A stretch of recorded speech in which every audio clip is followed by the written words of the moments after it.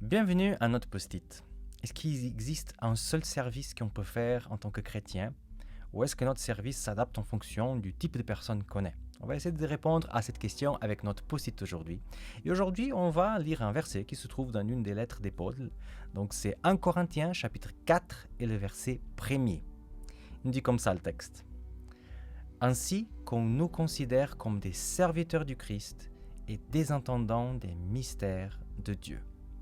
On a ici deux mots-clés, et ce mot-clé, c'est en fait serviteur et intendant.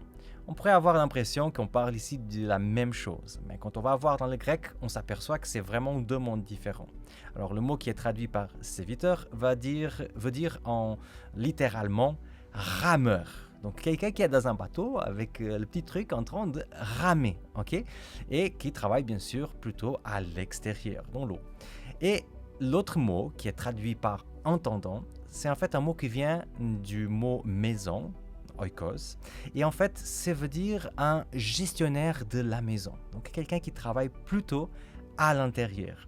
Et moi je trouve très intéressant ça, parce que finalement dans le royaume de Dieu, dans son service, il y a la place pour les caractéristiques de chacun. Il y a des personnes qui se sentent bien à travailler plutôt pour l'église, plutôt un travail à l'interne, d'accompagnement des gens, d'enseignement. Il y a des personnes qui sont peut-être plus dans l'évangélisation, sont plus à ramer dehors, à aller dans des chemins qui ne sont pas encore connus. Et c'est très intéressant parce que dans la Bible, on voit même des personnages qui ont plutôt la tendance ou la vocation rameur et d'autres qui sont plutôt gestionnaires de la maison. Par exemple, celui qui écrit, l'apôtre Paul, moi je le considérais vraiment comme un rameur. Quelqu'un qui n'a pas peur du nouveau, qui n'a pas peur de l'inconnu, qui se lance, qui fait des trucs vraiment du nouveau, qui a une créativité et aussi un courage remarquable. Mais il y a aussi la place pour des gens aussi moins connus, plus dans l'ombre, comme par exemple l'apôtre Jacques, que selon les textes d'Actes nous donne l'impression que c'est un peu le gestionnaire de l'église à Jérusalem. Quelqu'un qui est vraiment dans la gestion des petits trucs, quelqu'un qui a le soin du détail.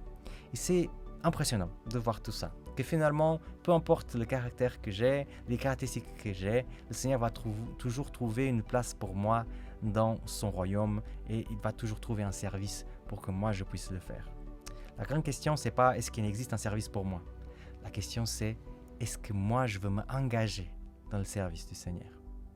Moi je m'appelle Semé Cunha et c'était le post-it d'aujourd'hui.